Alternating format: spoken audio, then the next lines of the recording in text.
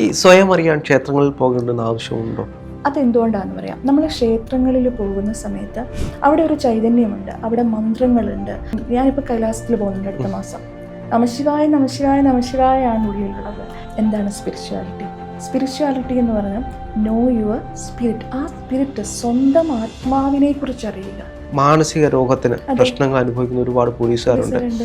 ഒരു കാലഘട്ടം കഴിയുമ്പോഴത്തേക്ക് അവർ മാനസിക രോഗത്തിന് അടിമപ്പെട്ടു പോകുന്നുണ്ട്. ഇമോഷൻ എന്ന് പറയുന്നത് എനർജി ഇൻ മോഷൻ ആണ്. അതായത് അതൊരു പകർച്ചവ്യാധി പോലെയാണ്.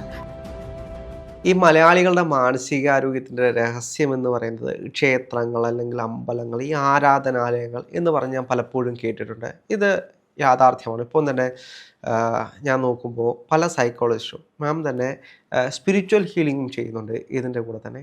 എന്തുകൊണ്ടാണ് ഈ സൈക്കോളജിസ്റ്റുമാരൊക്കെ ഈ സ്പിരിച്വൽ ഹീലേഴ്സ് ആകുന്നത്? എന്താണ് ഇതിൻ്റെ ഒരു രഹസ്യം എന്ന് പറയുന്നത്? ഓക്കെ, അതായത് ഇപ്പോഴത്തെ കാലഘട്ടത്തിൽ ഒരുപാട് പേര് സ്പിരിച്വാലിറ്റിയിലേക്ക് പോകുന്നുണ്ട്. എസ്പെഷ്യലി ഇപ്പോൾ സൈക്കോളജിസ്റ്റുകൾ അവർ ഫേസ് ചെയ്യുന്ന പ്രശ്നം പറയാം. ഈ സൈക്കോളജിസ്റ്റുകൾ എന്ന് പറയുന്നത് നല്ല കാര്യങ്ങളല്ല കേൾക്കുന്നത്. അവരെപ്പോഴും കേൾക്കുന്നത് മറ്റുള്ളവരുടെ പ്രശ്നങ്ങളാണ് അല്ലേ? അതൊരു കാര്യമാണ്, അതൊരു ഔട്ടർ ലെയറിൽ എന്ന് പറയാം. പിന്നെ രണ്ടാമത് എന്താണ് സൈക്കോളജിയിൽ നമുക്ക് മനസ്സിനെ അറിയുമ്പോൾ, സൈക്കോളജി എന്ന് പറഞ്ഞാൽ കണക്റ്റഡ് വിത്ത് സെൽഫ് അവെയർനെസ്സാണ്. തോട്ട്സിനെ പിടിച്ച് ഇമോഷൻസിനെ പിടിച്ച് ബോഡി, ഈ മൂന്നും കൂടി കണക്ട് ചെയ്യുകയാണ് സൈക്കോളജിയിൽ നമ്മൾ ചെയ്യുന്നത്. അതിൻ്റെ അൾട്ടിമേറ്റ് തിങ് എന്ന് പറഞ്ഞാൽ സെൽഫ് അവെയർനെസ് ആണ്. സ്വയം അറിഞ്ഞാൽ മാത്രമേ മനസ്സിന് സമാധാനം കിട്ടുള്ളൂ. ഇപ്പോൾ എന്ത് പ്രശ്നത്തിനും വെളിയിൽ പരിഹാരം തേടുന്നവർ അവർ സ്വയം തിരിച്ചറിയുന്നില്ല. പക്ഷെ സ്വയം തിരിച്ചറിയുന്ന ഒരാൾക്ക് അവൻ്റെ ഉള്ളിൽ ശാന്തത ഉണ്ടാകും, അവൻ്റെ ഉള്ളിൽ സമാധാനം ഉണ്ടാകും, സന്തോഷം ഉണ്ടാകും. അപ്പം നമ്മളുടെ ജീവിതത്തിൻ്റെ താക്കോലെന്ന് പറഞ്ഞാൽ, ജീവിതത്തിലെ സന്തോഷത്തിൻ്റെയും സമാധാനത്തിൻ്റെയും താക്കോല് വേറൊരാളുടെ കയ്യിലല്ല കൊടുക്കുന്നത്, അല്ലേ? ഇതാണ് ശരിക്കും നല്ല രീതിയിൽ മനസ്സിനൊരു ആരോഗ്യം കൊടുക്കണം എന്നുണ്ടെങ്കിൽ സെൽഫ് അവെയർനെസ് വളരെ പ്രധാനമാണ്. എന്താണ് സ്പിരിച്വാലിറ്റി? സ്പിരിച്വാലിറ്റി എന്ന് പറഞ്ഞാൽ നോ യുവർ സ്പിരിറ്റ്. ആ സ്പിരിറ്റ്, സ്വന്തം ആത്മാവിനെ കുറിച്ച് അറിയുക. അത് തന്നെയല്ലേ രണ്ടും? സ്വയം അറിയുകയാണ് രണ്ടും. നമ്മുടെ ഉള്ളിലെ ട്രൂ സെൽഫ്, നമ്മുടെ ഉള്ളിലെ ആത്മാവ്, നമ്മുടെ ശക്തി, അതെല്ലാം തിരിച്ചറിഞ്ഞ് ഇത് രണ്ടും അവസാനം വരുമ്പോൾ രണ്ടും ഒന്ന് തന്നെയാണ്. മനസ്സിലായോ? അപ്പം ഈ കുറേ തെറാപ്പികൾ ഇപ്പം വെസ്റ്റേൺ സൈക്കോളജിസ്റ്റുകൾ ഡെവലപ്പ് ചെയ്തിരിക്കുന്ന ഒരുപാട് തെറാപ്പികളുണ്ട്. ഏത് തെറാപ്പി ചെയ്താലും അൾട്ടിമേറ്റായിട്ട് ഒരു വ്യക്തിയെ അവൻ്റെ ഉള്ളിലെ ശക്തിയെ തിരിച്ചറിയിപ്പിച്ചില്ല എന്നുണ്ടെങ്കിൽ അത് സസ്റ്റെയിൻ ചെയ്ത് ആ ഒരു ബാലൻസിങ്ങിൽ പോകാൻ കഴിയില്ല. ഇപ്പം സൈക്കോളജിസ്റ്റുകൾ എന്നും പ്രശ്നങ്ങളുടെ നടുവിലാണ്. ഈ പ്രശ്നങ്ങൾ കേട്ട് വരുന്ന വ്യക്തിക്ക് അവരുടെ ബ്രെയിന് ഇതുമായി കണക്ട് ചെയ്യും. അപ്പം നമുക്ക് ഹീലിംഗ് ആവശ്യമാണ്. നമ്മുടെ ഉള്ളിൽ നമ്മുടെ എനർജി ഉണ്ടല്ലോ. ഇപ്പോൾ ഒരാളോട് സംസാരിക്കുമ്പോൾ, നമ്മളൊരു വ്യക്തിയോട് കമ്മ്യൂണിക്കേറ്റ് ചെയ്യുമ്പോൾ, കുറച്ച് നേരം ഇരിക്കുമ്പം അവിടെ ഒരു എനർജി ട്രാൻസ്ഫർ നടക്കുന്നില്ലേ? ആ വ്യക്തിയുടെ ഇമോഷൻസ് നമ്മളെ സ്വാധീനിക്കുന്നുണ്ട്. അപ്പം ഇതിനെയൊക്കെ നമുക്ക് പ്രൊട്ടക്റ്റ് ചെയ്യണ്ടേ? ഇല്ലെങ്കിൽ ഇവരുടെ ലൈഫ് എന്താവും? അപ്പം എന്നും നമ്മളെ ഹീൽ ചെയ്യുക, നമ്മളുടെ ഓറയെ പ്രൊട്ടക്റ്റ് ചെയ്യുക, അതൊക്കെ ഏറ്റവും ആവശ്യമാണ്. എന്നാലേ ഇപ്പം പലയിടത്തും ഞാൻ കണ്ടിട്ടുള്ളത് പല സൈക്കോളജിസ്റ്റുകളുടെ ജീവിതത്തിലും പ്രശ്നങ്ങളുണ്ട്. അതെന്തുകൊണ്ടാണെന്ന് വെച്ചാൽ ഇവർ ശരിയായ രീതിയിൽ അവരെ പ്രൊട്ടക്റ്റ് ചെയ്യുന്നില്ല, അവരുടെ എനർജിയെ, അവരുടെ ഇമോഷൻസിനെ പ്രൊട്ടക്റ്റ് ചെയ്യുന്നില്ല. ഇപ്പോൾ പറയില്ലേ, അഡ്വക്കേറ്റ്സ് ഏറ്റവും കൂടുതൽ കോംപ്ലിക്കേഷൻസ് ഉള്ളത് അഡ്വക്കേറ്റ്സിനുണ്ട്. പക്ഷേ എന്തെല്ലാം പ്രശ്നങ്ങളാണ് അവർ കേൾക്കുന്നത്. ഇവരുടെയൊക്കെ ലൈഫിലും നമ്മൾ നോക്കുമ്പം പ്രൊഫഷണലിയൊക്കെ നോക്കുമ്പോൾ നല്ലതാണ്, പക്ഷെ പേഴ്സണലി പലരുടെയും ലൈഫിൽ പ്രശ്നങ്ങളാണ്. അവരനുഭവിക്കുന്ന മാനസികമായ ടെൻഷൻസ്, ബിക്കോസ് ഇടപെടുന്നതെല്ലാം ഇങ്ങനെയുള്ള പ്രശ്നങ്ങളല്ല. എനിക്ക് തോന്നുന്നു, ഞാൻ ഇടയ്ക്ക് വെച്ച് പോലീസുകാരുടെ പല വാർത്തകളും ഇത്തരത്തിൽ കേട്ടിട്ടുണ്ട്. അപ്പം വാർത്തകൾ തന്നെ എടുത്തു നോക്കിക്കഴിഞ്ഞാൽ ആത്മഹത്യ ചെയ്യാൻ മുതിരുന്ന പോലീസുകാരുണ്ട്, മാനസിക രോഗത്തിന് പ്രശ്നങ്ങൾ അനുഭവിക്കുന്ന ഒരുപാട് പോലീസുകാരുണ്ട്. ഒരു കാലഘട്ടം കഴിയുമ്പോഴത്തേക്ക് അവർ മാനസിക രോഗത്തിന് അടിമപ്പെട്ടു പോകുന്നുണ്ട്, അവരുടെ സ്ട്രെസ്സും മറ്റു കാര്യങ്ങൾ കൊണ്ടും. അവർക്ക് സമാധാനമാണോ സംസാരിക്കുന്നത്? എപ്പോഴും പ്രശ്നമല്ലേ? ഇപ്പം നമ്മളെ ബാധിക്കും. എന്ന് വെച്ചാൽ ഇമോഷൻ എന്ന് പറയുന്നത് എനർജി ഇൻ മോഷൻ ആണ്. അതായത് അതൊരു പകർച്ചവ്യാധി പോലെയാണ്. നമ്മളുടെ മുൻപിൽ ഒരാൾ നമ്മളോട് സ്നേഹത്തോടെ സംസാരിക്കുമ്പം നമ്മൾ ഭയങ്കര കംഫർട്ടബിൾ ആവില്ലേ? നമുക്കൊരു സ്നേഹം ഉള്ളിൽ തോന്നില്ലേ? പക്ഷെ നമ്മളോട് ദേഷ്യപ്പെടുമ്പോഴോ അറിയാതെ ആ എനർജി നമ്മളെയും ബാധിക്കുന്നില്ലേ? അപ്പോൾ ഈ എപ്പോഴും പ്രശ്നങ്ങൾ മാത്രം കേൾക്കുന്ന പ്രൊഫഷണലിലുള്ളവർ എന്തായിരിക്കും അവരുടെ അവസ്ഥ? അപ്പോൾ അവരെ ഒന്ന് കംഫർട്ട് ചെയ്യാൻ അല്ലെങ്കിൽ അവരുടെ എനർജിയെ ഒന്ന് ശുദ്ധമാക്കണം എന്നുണ്ടെങ്കിൽ അവിടെ ആവശ്യമാണ് ചില കാര്യങ്ങൾ. അത് സ്പിരിച്വാലിറ്റിയുമായിട്ട് നമുക്ക് കണക്ട് ചെയ്ത് പറയാം. അപ്പം ഓരോ റിലീജിയനിലും അവരവരുടേതായിട്ടുള്ള വിശ്വാസങ്ങളുണ്ട്, അവരവരുടേതായ പ്രാക്ടീസസ് ഉണ്ട്. അത് ചെയ്തു എന്ന് പറഞ്ഞിട്ട് സയൻസിനെ എതിർക്കുകയോ അല്ലെങ്കിൽ ഇത്രയും വിദ്യാഭ്യാസമുള്ളവർ അങ്ങനെ ചെയ്യുന്നതൊന്നുമല്ല. അത് അവനവന് വേണ്ടിയിട്ടാണ്. മനസ്സിലായി? അപ്പം ശരിക്കും സെൽഫ് അവെയർനെസ് എന്ന് പറയുന്നത് സ്പിരിച്വാലിറ്റിയുടെയും സൈക്കോളജിയുടെയും കോറാണ്. സ്വയം അറിയുക, സ്വന്തം സന്തോഷവും സമാധാനവും എല്ലാം സ്വന്തം ഉള്ളിലാണെന്ന് തിരിച്ചറിഞ്ഞ് ആ ബാലൻസിങ്ങിൽ ജീവിതത്തിനെ കൊണ്ടുവരിക. ഈ സ്വയം അറിയാൻ ക്ഷേത്രങ്ങളിൽ പോകേണ്ടെന്ന് ആവശ്യമുണ്ടോ? അതെന്തുകൊണ്ടാണെന്ന് പറയാം. നമ്മൾ ക്ഷേത്രങ്ങളിൽ പോകുന്ന സമയത്ത് അവിടെ ഒരു ചൈതന്യമുണ്ട്, അവിടെ മന്ത്രങ്ങളുണ്ട്, അല്ലേ, അവിടെ പൂജകളുണ്ട്. അവിടെ എപ്പോഴും ഉള്ളതെന്ന് പറയുന്നത് ആ ഒരു എനർജിയാണ്, ഒരു വൈബ്രേഷൻ അവിടെ ഉണ്ട്. ഈ വൈബ്രേഷന് ഒരു വ്യക്തിയെ സ്വാധീനിക്കാൻ പറ്റും. നമ്മൾ ഇപ്പം എല്ലാവരും പോകുന്നത് എനിക്കറിയില്ല, മനസ്സ് ശുദ്ധമായിട്ടാണോ അതോ എന്തിനാണ് പോകുന്നതെന്നൊന്നും അറിയില്ല. പക്ഷേ നമ്മളൊരു അമ്പലത്തിൽ പോകുന്നു എന്ന് പറയുമ്പം സ്വാഭാവികമായിട്ടും പറയുന്നത് നമ്മൾ ആ ഒരു ശക്തിയുമായിട്ട് കണക്ട് ചെയ്ത് പറയുക. ഒരു എക്സാമ്പിൾ വേണം, ഇപ്പം ശബരിമലയിൽ പോകുന്നു, ഇപ്പം കൈലാസത്തിൽ പോകുന്നു. അപ്പോൾ അങ്ങനെയൊക്കെയുള്ളൊരു മണ്ഡലകാലം എടുക്കും. അതെന്തിനാന്ന് വെച്ചാൽ ആ മണ്ഡലകാലം നമ്മുടെ ശരീരവും ചിന്തയും വാക്കും പ്രവൃത്തിയും എല്ലാം ആ ഒരു ശക്തിയിൽ മാത്രമാണ്. ഇപ്പം ഞാനിപ്പോൾ കൈലാസത്തിൽ പോകുന്നുണ്ട് അടുത്ത മാസം. നമശിവായ നമശിവായ നമശിവായാണ് ഉള്ളിലുള്ളത്. രാവിലെ എഴുന്നേൽക്കുമ്പോൾ തൊട്ട് നമ്മളുടെ ഒരേ ഒരു ലക്ഷ്യമാണ് അവിടെ എത്തുന്ന ആ ഒരു ദിവസം. അപ്പോൾ നമ്മൾ പറയുന്നത് എന്താ? നമ്മുടെ മനസ്സ് ശുദ്ധിയാക്കൂ, വാക്ക് ശുദ്ധിയാക്കൂ, പ്രവൃത്തി ശുദ്ധിയാക്കൂ. അപ്പോൾ എന്താ അവിടെ സംഭവിക്കുന്നത്? ഒരു ശുദ്ധീകരണം കൂടെയാണ്. പക്ഷേ ഇന്ന് അങ്ങനെയാണോ എന്ന് എനിക്കറിയില്ല. ഓരോരുത്തരും ഡിപ്പെൻസ് ആണ്, അല്ലേ? നമുക്ക് ആരെയും തിരുത്താൻ നമുക്ക് പറയാനേ നമുക്ക് പറ്റുള്ളൂ. നമുക്ക് തിരുത്താൻ പറ്റില്ല. ഇപ്പോൾ ഒരാൾ ചെയ്യുന്ന അവനവൻ്റെ ബോധത്തിൽ നിന്നാണ് അവൻ ചെയ്യുന്നത്. അതിൽ ശരിയും തെറ്റുകളും നമ്മൾ പറഞ്ഞാൽ കേൾക്കണമെന്നില്ല. പക്ഷേ ചില സൈക്കോളജിസ്റ്റുകൾ എന്തുകൊണ്ടാണ് ഇതിനെ എതിർക്കുന്നത്? അപ്പോൾ അങ്ങനെ ചെയ്യാൻ പാടില്ല, അതൊക്കെ വെറും തോന്നലാണ്. ഞാൻ ഇടയ്ക്ക് വെച്ചപ്പോൾ യോഗ ചെയ്യുന്നതിനെ പറ്റി ചില സൈക്കോളജിസ്റ്റുകൾ പറയുന്നുണ്ട്, അത് വെറും തട്ടിപ്പാണ്, അത് വെറും അങ്ങനെ ഒന്നും ചെയ്തിട്ടൊരു കാര്യവുമില്ല എന്ന് പറയുന്ന ചില ഡോക്ടർമാരെ കണ്ടു. അതെന്തുകൊണ്ടാണ് പറയുന്നത്? അതെന്താണെന്ന് വെച്ചാൽ ഇപ്പം പ്യുവർ സൈക്കോളജി ആവട്ടെ, it is connected with science ആണ്. സയൻസ് എന്ന് പറയുന്നത് നമ്മൾ കാണുന്നു, അറിയുന്നു, അതിനൊരു ഇതുണ്ട്, അല്ലേ? ആ സയൻസ് ബേസ്ഡ് ആവുമ്പം. പക്ഷേ ഇതെന്ന് പറയുന്നത്, ഈ സ്പിരിച്വാലിറ്റി എന്ന് പറയുന്നത് അനുഭവമാണ്. It's feeling. ആ അനുഭവം നമുക്കൊരാളെ കാണിച്ചു കൊടുക്കാനോ തെളിയിച്ചു കൊടുക്കാനോ പറ്റുന്നൊരു കാര്യമല്ല. അത് ഓരോരുത്തരുടെയും ബോധത്തിൻ്റെ തലം വെച്ചിട്ട് അവനവൻ അറിയുന്നൊരു കാര്യമാണ്. അത് വിശ്വാസം. അത് കാണുന്നില്ല, പക്ഷെ വിശ്വാസം എന്ന് പറയുമ്പോഴും കാണാത്ത ഒരു കാര്യത്തിലുള്ള ഉറപ്പാണ്. അപ്പോൾ ഈ സ്പിരിച്വാലിറ്റിയുടെ തലം വരുന്നത് അവിടെയാണ്. അപ്പോൾ സയൻസിനെ ഇത് മാത്രമാണ് ശരി. സൈക്കോളജിസ്റ്റുകൾ ഒരുപാട് പേരുണ്ട്. അല്ലാത്ത എന്തെങ്കിലും ഒരു കാര്യങ്ങൾ പറയുന്ന സമയത്ത് സ്യൂഡോ സയൻസ് ആണ്, അല്ലെങ്കിൽ അതിനെ അംഗീകരിക്കാത്തവരുണ്ട്. നമുക്ക് അവിടെ ഒന്നും ചെയ്യാനില്ല.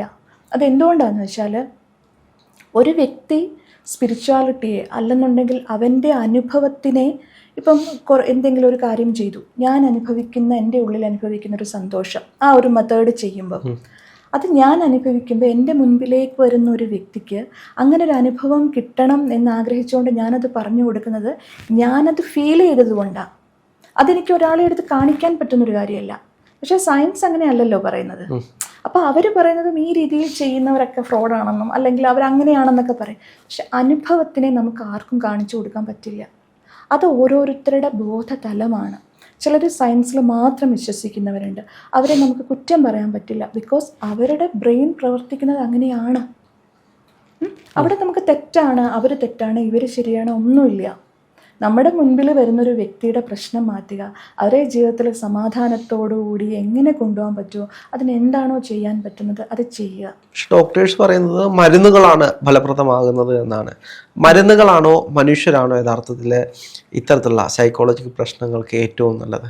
അതെന്ന് വെച്ചാൽ ഞാൻ പറഞ്ഞില്ലേ, ഇപ്പം ഒരു മാനസിക പ്രശ്നം ഉണ്ടാകുന്ന സമയത്ത് നമ്മുടെ ബ്രെയിനിൻ്റെ പ്രവർത്തനം, ബയോളജിക്കൽ ചേഞ്ചസ്, ഇപ്പം ബയോ കെമിക്കൽസ്, ന്യൂറോ കെമിക്കൽസ്, അതിൻ്റെ ചേഞ്ചസ് കൊണ്ടുണ്ടാകുന്നതാണെങ്കിൽ തീർച്ചയായിട്ടും നമുക്കതിന് സപ്പോർട്ടീവായിട്ട് മെഡിസിൻ എടുക്കണം.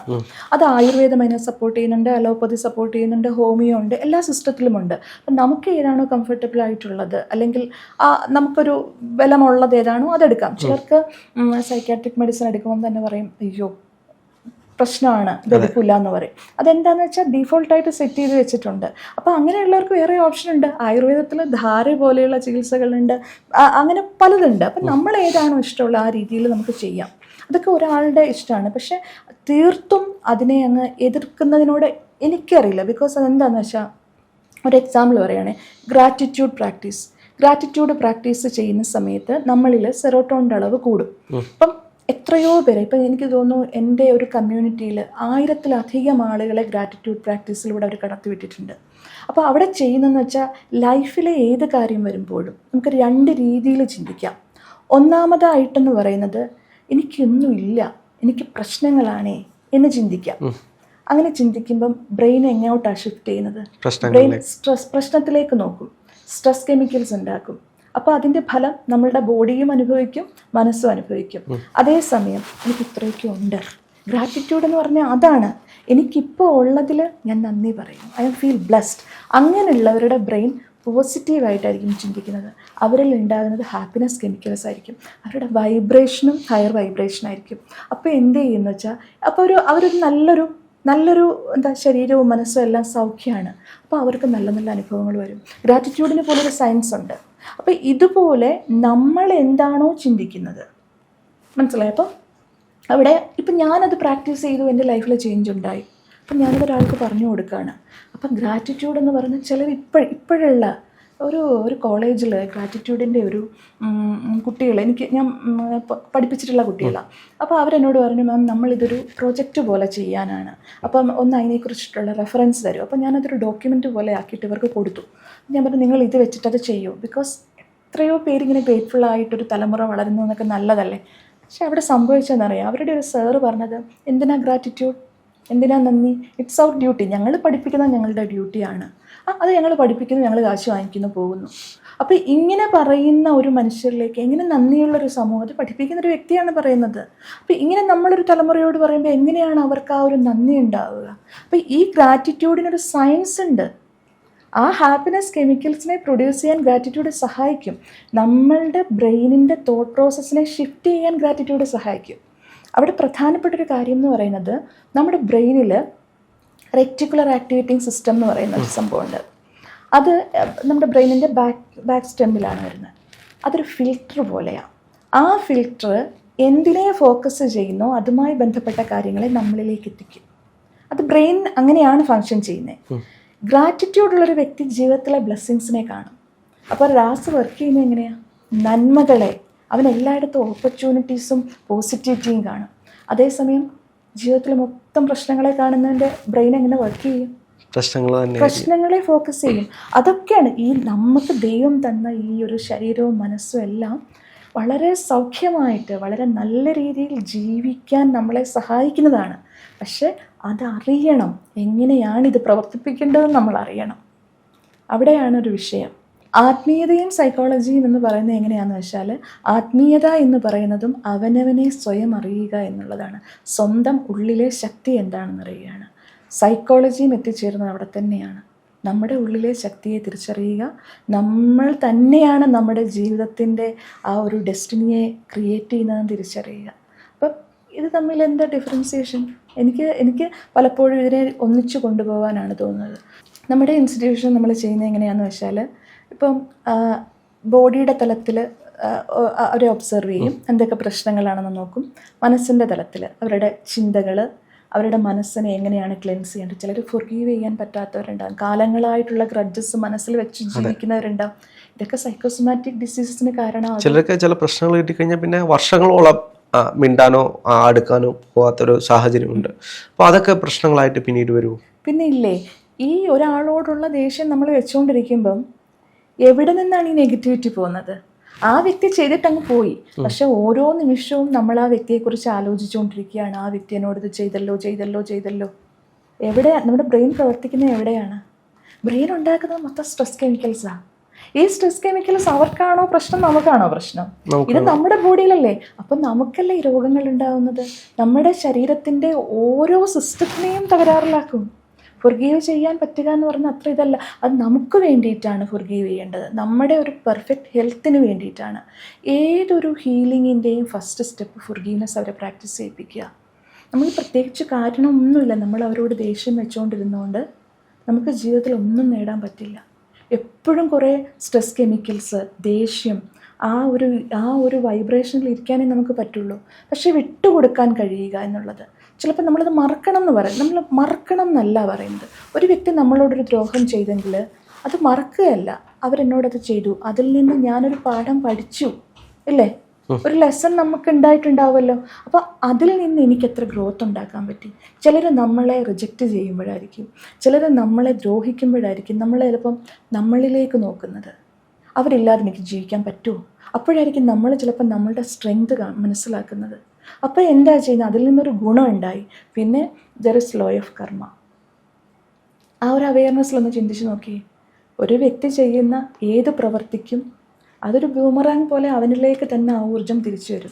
അപ്പം നമ്മളെ ഈ ദ്രോഹിക്കുന്ന ഒരു വ്യക്തിക്ക് നമ്മൾ മറന്നാൽ പോലും പ്രപഞ്ചം തിരിച്ചവിടേക്ക് കൊടുക്കും. നമ്മൾ വേണ്ട എന്ന് വെച്ചാൽ പോലും അവർക്ക് ആ ഒരു പണി കിട്ടിയിരിക്കും. നമ്മൾ വിട്ടുകൊടുത്താൽ മാത്രമേ നമുക്ക് മുൻപോട്ട് പോകാൻ പറ്റുള്ളൂ.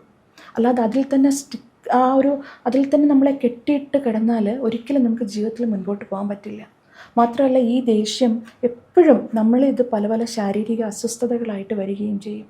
അപ്പോൾ ഇതൊക്കെ വളരെ ആവശ്യമാണ്. അപ്പം മനസ്സിനെ നമ്മൾ ക്ലെൻസ് ചെയ്ത്, ഏത് സ്പിരിച്വാലിറ്റിയുടെ ബേസ് എന്ന് പറഞ്ഞാൽ മനസ്സിൻ്റെ ശുദ്ധിയാണ്. ആ മനസ്സിൻ്റെ ശുദ്ധിക്ക് വേണ്ടിയിട്ട് എല്ലാം നമ്മളെ ചെയ്തതിനെല്ലാത്തിനും, ഇപ്പം ദ്രോഹം ചെയ്തോ, അതിൽ നിന്ന് നമ്മൾ പഠിച്ചില്ലേ, അതിനൊരു താങ്ക് യു, നമ്മളെ ഇത്രയും പ്രാപ്തരാക്കിയതിന്.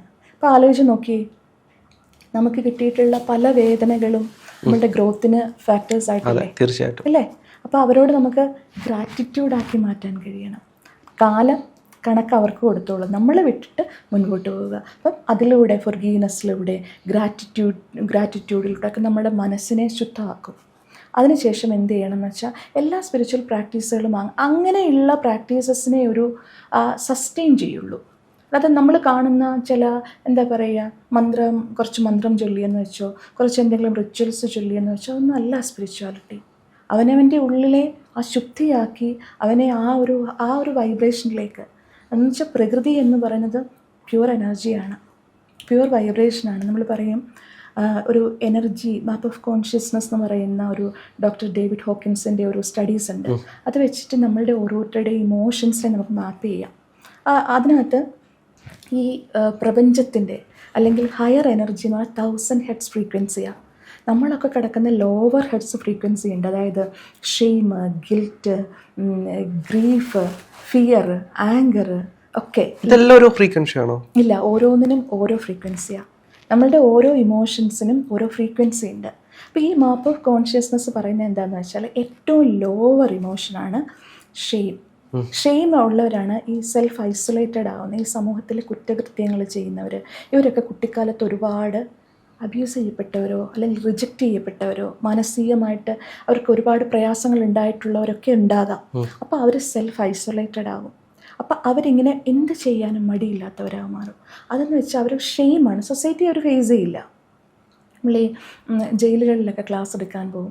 അപ്പം ചിലപ്പോൾ നമ്മൾ കൗൺസിലിംഗ് ചെയ്യുന്ന സമയത്ത് അവരോടൊക്കെ സംസാരിക്കുമ്പോൾ നമുക്ക് മനസ്സിലാവുന്ന അവരുടെയൊക്കെ ജീവിതങ്ങൾ, ചൈൽഡ്ഹുഡ് ഒക്കെ ഇതിന് കാരണമാണ്.